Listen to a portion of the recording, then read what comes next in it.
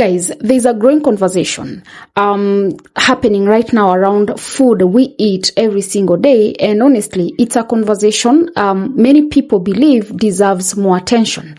Now, recently, reports and online discussions have raised concerns about pesticide use in large-scale strawberry farming, especially in parts of California connected to major berry production. Some residents and activists claim there may be links between chemicals and serious health conditions, including childhood cancer and neurological disorders.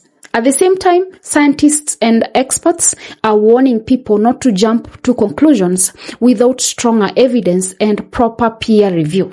So now, today, I want us to look at both sides of this debate, the facts, the fears, and the questions consumers should be asking. So Santa Cruz County is where they grow Driscoll's strawberries, and Driscoll's strawberries have been in the news lately for having very high levels of pesticides, etc., etc. But the biggest news for me is that the county in which they are grown, which is Santa Cruz County, California, I believe, correct me if I'm wrong, has now the highest rate of pediatric cancer in all of California, which is 38% higher than the rest of the state. I mean, I wonder why these berries of perfection. Do you see the size of this thing? This is a Driscoll's berry. I mean, this is not natural. Has anybody ever seen a naturally grown strawberry? It's literally like the size of my thumb. This thing is the size of my fist.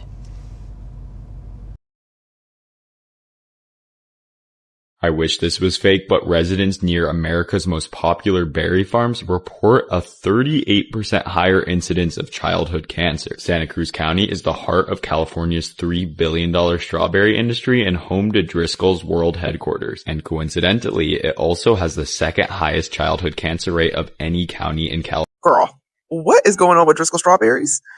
Hi, I'm Diane. I'm a misinformation educator, and I want to talk to you about the Driscoll strawberry situation. And I'm going to let you know up front, if you are eating organic Driscoll strawberries, you are fine. There are no pesticides on them. And if you are eating regular Driscoll strawberries, you just need to wash them. Ahead of the game, let's get into the stuff. If you have at any point in your life typed onto the internet anything relating to food or your health or the environment, you probably saw videos like this. It has now been confirmed that America's #1 strawberry brand is directly tied to cancer. America's most popular strawberries have finally been exposed. It is now confirmed America's #1 strawberry is sprayed in pesticides that have been linked to cancer, and most people are buying them without knowing what is on them. Now, those two videos are completely AI, and we'll get into that in a second. But let's go into the study that these videos are trying to cite, that they are trying to regurgitate to you. I'm not familiar with Momavation, but they are apparently a consumer watchdog site, and they did some testing, and here's where we already get started with some issues. They took 2 containers of strawberries from one location, and they sent those off to get tested. The problem with that is that Driscoll Strawberries is a bunch of independent farmers that are contracted by Driscoll. So the pesticide usage is not going to be uniform across the whole thing. So it's not 1/3 of the strawberries are getting treated the exact same way. It is dependent on the farmer, but they are all within EPA and FDA allowances. Hey, you don't trust the EPA and the FDA anymore? That's totally fine. I got you. The videos are getting these crazy number of pesticides. Driscoll's, which controls 1/3 of all U.S. strawberries, gets sprayed with up to 371 chemical pesticides. And before those berries reach the shelf, they are sprayed with up to 371 chemical pesticides. Because Momavation tested off for 500 plus pesticides. What was found was trace amounts of residue of 12 pesticides, only on the conventional strawberries. They say in the study the organic strawberries are fine. You're like, Diane, 12 pesticides is still a lot. We have no idea if it was throughout the whole pack, how these things were transported. There's a lot of questions. Was it on one strawberry? Was it on the strawberries on the outside? Questions. The other thing that you need to know as a consumer is that these were in parts per billion, which you're like, parts per billion. So when you see the number 310 ppb, if you don't know that it's parts per billion, you think that that's a lot. But this is what 310 parts per billion looks like as a number. It's nowhere near 1%. So these are infinitesimal amounts of residue on strawberries, we don't know. Going into it again, I cannot emphasize enough. The study says that there were no pesticides on the organic strawberries. The last thing we need to note about this page is that at the very, very end, it tells you, hey, if you're worried about the fact that we just said there were PFAS laden strawberries, Here's how you can do it. You can fix this by buying a water filter or an air filter. And they are all affiliate links. They're all selling stuff. And if you click those links and you hit OK at the bottom of the screen, guess what? You are selling your data. So even though there was no product, you're the product, and you might also buy stuff with their affiliate links so they get a kickback. Which, let's get back to those AI videos. Both of those AI videos were ads. Nearly one-third of the strawberries Totsi scanned came back positive for bifenthrin, a chemical that has been directly linked to cancer. Scan what your children are eating before they take another bite. Comment Totsi to scan any food for free. I left the link to them in my story, but only for 24 hours. If it is gone, it's gone. Comment gut, and I will send you my complete gut healing protocol as well. You must be following me so I can reach you. Now, here's some artifacts from the Healer Shen video to let you know that these are all completely AI. But let me get, he is trying to sell you those gummies, and he emphasizes gut health all the time because the tea kombucha gummies are supposed to help with that specifically. And then guess what else? When you click on his link, you know what they're going to do? Take your data and sell it again. The first video I saw was an ad for the Totsi app. The Totsi app is one of those food scanner apps, and those are notoriously incorrect and also very biased depending on who made the app. And guess what? They're going to steal your data. So your strawberries are fine. Just wash them off. There's no huge conspiracy by Great Driscoll for you to be sick for the rest of your life. I promise you, the government would do it not with strawberries. My ending got cut off, but please, please, please remember that when we hear studies show, we need to figure out what the study is. And I know a lot of you don't have time to read the studies, but we need to ask more questions. And number two, your data is the most important thing. When that thing pops up for cookies, do not just hit accept. Turn off everything but essential and functional cookies. Your data is the most valuable thing in this current environment to train AI and train programs. Turn off targeted ads and user analysis. Turn it off. Essential and functional data only. Did you hear Driscoll strawberries are giving everybody cancer? That's nice. Residents that live near the Driscoll berry farms in California have reported 38% higher childhood cancer. Now, could it be from all of the millions of pesticides that they're pouring all over these plants? I don't know. That might just be a coincidence. But I have seen a couple articles saying that it's one of the most pesticide-saturated areas in America. So probably not a coincidence. Something that made me laugh out loud was when I was doing a little more research and looking into this, I stumbled across an article from Driscoll's directly talking about how berries are really great for cancer prevention because of antioxidants and all this stuff. So berries are really great for cancer prevention. So let's spray them with a ton of stuff that actually gives us cancer and balance that out a little bit.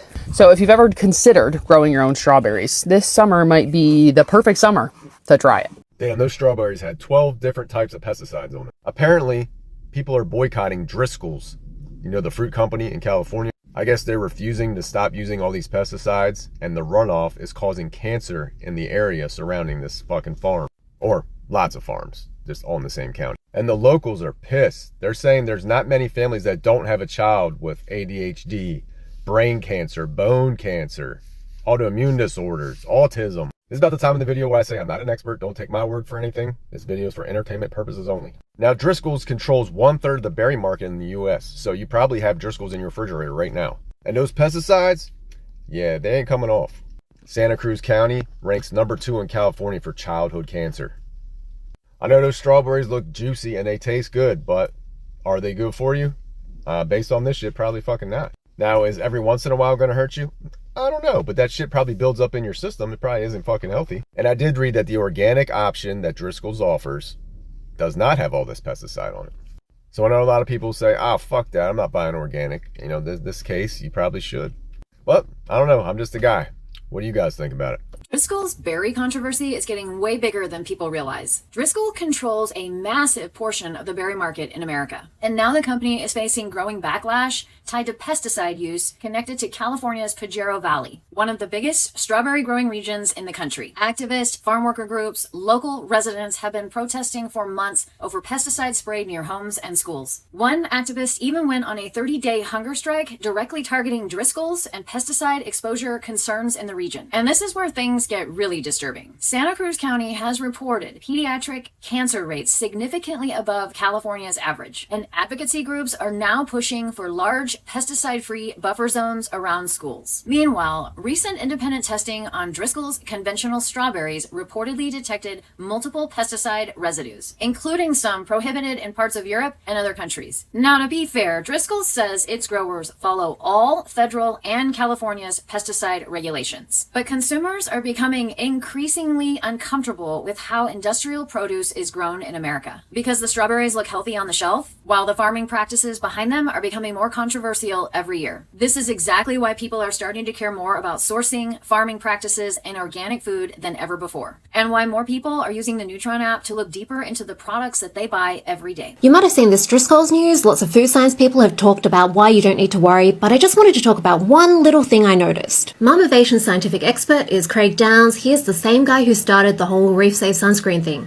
and you can see a lot of similarities. He was the first author of this study that had two parts. They looked at how much oxybenzone was needed to bleach coral in a lab and how much oxybenzone was in the ocean near reefs. And they claimed that the amount they found near reefs was higher than the amount that was needed to bleach coral. There were a ton of issues with this study, but they issued an embargoed press release before the study was actually published. So all of these headlines came out before other coral experts could look over the study properly and check if it's reliable. The paper is peer-reviewed. This means around 3 scientists looked at it before it was published. They don't always look at it properly, so it's not really a guarantee of quality. The real test of science is post-publication review, where everyone gets to point out problems, and I mean, there were a lot of problems. The National Academies did a review of all the data on environmental impacts of sunscreen in 2022. The Downs findings were outliers, really unreliable. This is one of their data points, and this is everyone else. But it was too late because everyone had already decided banning sunscreens would save the reefs. Craig Downs has re-promoted this idea every year around this time. He has also said and published a lot of, in my opinion, very questionable things. Like the products in your bathroom are a bigger threat to reefs than climate change. This is why I recommend checking track record to get a feel for whether or not to trust a source.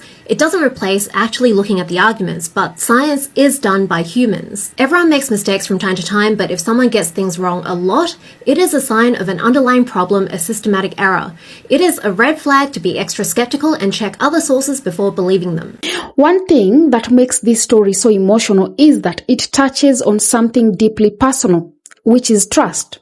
People trust that the food sold in stores, markets, and even farmers' markets is safe for families and children. But when reports begin circulating about, pesticide exposure, possible long-term health risks, and even claims of misleading produce labeling, that trust starts to break down.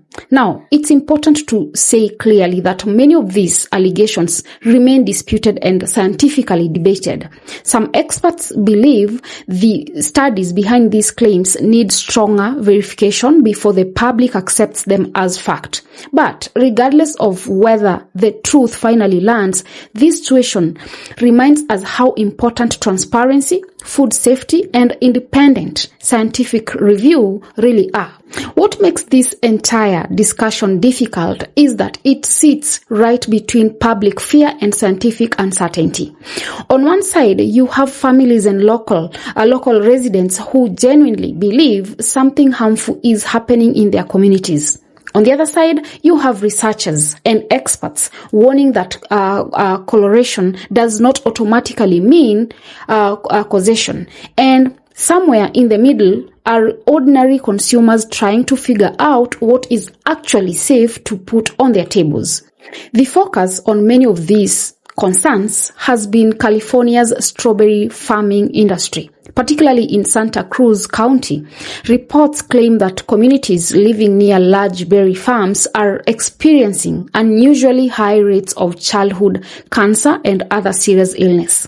Some local residents have also connected, pesticide exposure to conditions like ADHD, autism, autoimmune disorders, and specific forms of cancer, including brain and bone cancer. Now, naturally, stories like this spread quickly online because they involve children, health, and even food safety. Those are emotional topics that immediately get people's attention. But this is also where caution becomes extremely important. Some scientists and critics have questioned the reliability of the research connected to these claims. One researcher repeatedly mentioned in these discussions is Craig Downs, whose previous studies in unrelated environmental topics have faced criticism from, other experts. Critics argue that some of his findings were considered statistical outliers and may not have held up under, broader scientific review. And this is where things become, complicated, because even if a study raises serious concerns, science still requires replication, independent analysis, peer review, and long-term, validation before conclusions can be confidently accepted. That process matters because public fear alone should never replace scientific evidence. At the same time, consumers also have a right to ask questions. People want transparency about how, food is grown, what chemicals are being used, and whether long-term exposure could potentially affect human health. Those are reasonable concerns, especially in an age where more people are becoming conscious about what they eat. Well, another issue adding fuel to this conversation is the distrust around food labeling and farmers' markets. Some online reports claim that commercial strawberries are, allegedly being repackaged and sold as local or fresh market produce. Well, whether isolated or even widespread, stories like that makes consumers more skeptical about where their food truly comes from. This is why many people are increasingly choosing organic produce whenever possible. Organic farming is often viewed as an alternative that reduces exposure to synthetic pesticides. Of course, organic products are not automatically perfect or even risk-free either, but for many consumers, it feels like a safer option. Still, affordability becomes another challenge because not everyone can consistently buy organic food. In many places, healthier options are simply more expensive. That creates a bigger conversation about food systems, regulations, accessibility, and consumer protection. At the end of the day, this conversation should not be about panic or even attacking specific companies without verified evidence. It should be about awareness, accountability, and encouraging better transparency within the food industry.